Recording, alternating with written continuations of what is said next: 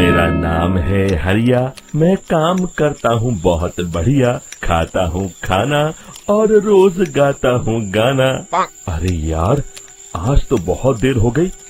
इस खतरनाक जंगल को देखकर तो मेरे हाथ पैर ठंडे हो गए हैं। अगर मैं वक्त पर गांव नहीं पहुंचा तो मालिक बहुत नाराज हो जाएंगे। तभी हरिया को एक आवाज सुनाई देती है। सुनिए हरु जी। अरे, ये आवाज किसने दी? तभी हरिया को सामने कुछ दूर एक औरत खड़ी दिखाई देती है। अरे भाई, ये औरत अकेली इतनी रात को इस जंगल में क्या कर रही है? चलकर पूछना पड़ेगा। फिर हरिया अपनी बैलगाड़ी उस औरत के सामने लाकर रोक देता है और उससे पूछता है।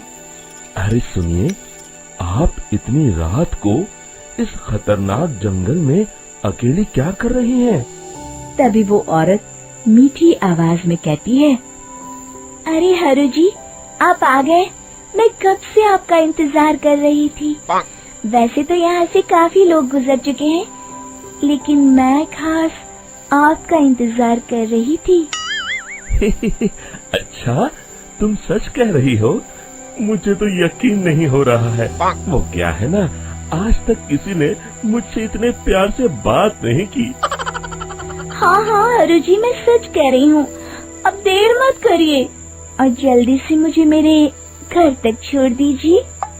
हाँ हाँ, कौन सी बड़ी बात है, अभी छोड़ देता हूँ। आप मेरे पीछे बैलगाड़ी में बैठ जाइए और मुझे रास्ता बताते चलिए। फिर वो औरत हरिया की बैलगाड़ी में बैठ जाती है और हरिया बैलगाड़ी हाँकता हुआ आगे चल पड़ता है।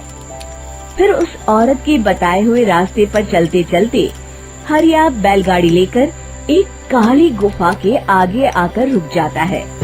हरिया उस औरत से पूछता है।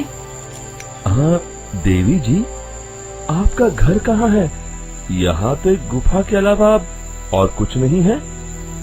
तभी अचानक वो औरत हवा में उड़ने लगती है। देखते ही देखते उसका सुंदर रूप एक डरावनी चुड़ैल में बदल जाता है। चैनल को लाइक, कमेंट, शेयर और सब्सक्राइब करना ना भूले। और वो जोर जोर से हंसती है। अरे तू तो एक नंबर का बेवकूफ निकला। तू तो बड़ी आसानी से मेरी बातों में आ गया। अरे मर गया रे, ये तो एक चुड़ैल है। हे भगवान बचा ले, ये तो बड़ी डरावनी दिखाई दे रही है। और फिर अगले ही पल हरिया की बैलगाड़ी में रखा सारा सामान हवा में उड़ता हुआ उस काली गुफा के अंदर चला जाता है और वो चुड़ैल भी उस गुफा के अंदर जाकर कहीं गायब हो जाती है। हरिया ये नजारा देख बुरी तरह घबरा और परेशान हो जाता है। अरे, ये चुड़ैल तो मेरा सारा सामान लेकर गुफा में गायब हो गई। अब क्या होगा? अगर मैं गांव खाली हाथ गया तो मालिक मेरी अच्छी खबर लेंगे। मेरी इस बात का कोई यकीन भी नहीं करेगा। फिर आखिर वही हुआ। हरिया के मालिक चंपक सेठ को हरिया की किसी भी बात पर रत्ती भर भी यकीन नहीं हुआ।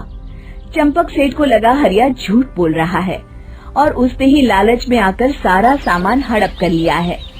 फिर हरिया को बेईमान समझकर चंपक सेठ उसे काम से निकाल देता है।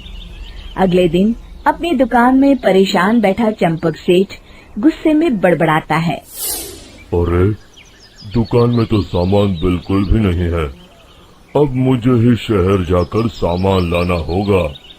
फिर वो अपनी बैलगाड़ी लेकर शहर चला जाता है। शहर से सामान लेकर जब चंपक सेठ वापस गांव लौट रहा होता है, तभी उसे एक आवाज सुनाई देती है। चंपक जी, ओ चंपक जी। अरे, ये तो कोई मेरा नाम लेकर मुझे पुकार रहा है।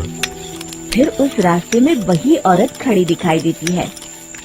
फिर क्या था, हरिया की तरह चंपक सेठ भी उस औरत के पास अपनी बैलगाड़ी लेकर जाता है और वो भी उसकी चिकनी चुपड़ी बातों के मोह जाल में फंस जाता है।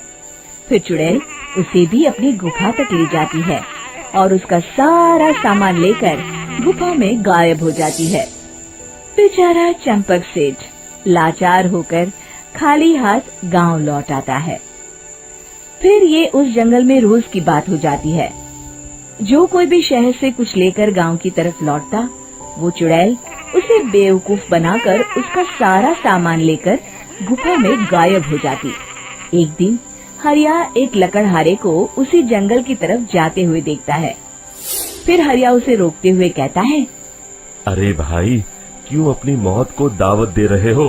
मेरी बात मानो, आगे जंगल में मत जाओ, वहाँ एक बड़ी भयानक चुड़ैल रहती है। लकड़हारा हरिया की बातों को नजरअंदाज करते हुए कहता है, अरे भाई, मुझे पहले ही बहुत देर हो चुकी है, मुझे जाने दो भाई। शाम तक लकड़ियाँ काट कर शहर के बाजार में बेचना है। तुम अपनी ये कहानी किसी फुर्सत में बैठे इंसान को सुनाओ, मैं तो चला। इतना कहकर लकड़हारा वहाँ से आगे जंगल की तरफ चला जाता है। फिर अगले दिन गांव के मुखिया के घर के बाहर बहुत सारे लोग जमा हो जाते हैं। तभी हाथ में कुल्हाड़ी लिए खड़ा लकड़हारा कहता है, अरे मुखिया जी, अब आप ही हमें बचाइए उस जंगल वाली चुड़ैल से। हमारा सारा काम तो शहर से ही होता है। अरे मुखिया जी, उस चुड़ैल की वजह से तो मैं पूरी तरह बर्बाद हो गया हूँ। हम सबको मिलकर उस चुड़ैल का कोई इलाज करना पड़ेगा। तभी भीड़ में खड़ा वीरा कहता है, आप लोग चिंता मत करिए, कल से वो चुड़ैल किसी को नहीं लूट पाएगी। मेरे पास एक बहुत अच्छी तरकीब है। तभी चंपक सेठ उसका मजाक उड़ाते हुए कहता है, अरे तेरा नाम वीरा है तो क्या हुआ? तूने अभी उस चुड़ैल को देखा नहीं है? जाकर अपना काम कर, बड़ा आया। तब मुखिया जी कहते हैं, नहीं नहीं चंपक सेठ, मुझे लगता है हमें इस लड़के को एक मौका देना चाहिए। फिर सभी गांव वाले मुखिया जी की बातों से सहमत हो जाते हैं और वीरा शाम को एक बैलगाड़ी में कुछ सामान लादकर उस जंगल की ओर चल देता है। वीरा, ओ वीरा, कहाँ जा रहा है? तभी वीरा मुड़ के देखता है, वही चुड़ैल एक औरत के रूप में खड़ी है। अरे बहन जी, मैं आपको ही ढूंढ रहा था। देखिए, मैं आपके लिए क्या लाया हूँ। अरे वाह, तो खुद मेरे लिए इतना सामान लाया है। तू ही अकेला गांव में समझदार है। जरा देखो, मैं भी खोल के, बड़े भूख लगी है। जैसे ही चुड़ैल उस सामान पर से कपड़ा हटाती है, एक भगवान शिव की तेज रोशनी उसके अंदर मूर्ति से निकलती है और चुड़ैल अपने असली रूप में आकर जलने लगती है। अरे मैं जल रही हूँ, बचाओ! बचाओ! ओम नमः शिवाय! मर गई मैं! देखते ही देखते वो चुड़ैल राख के साथ उड़ जाती है और सभी गांव वाले भी वहां जाते हैं। शिक्षा बुराई पे सदा अच्छाई की ही जीत होती है।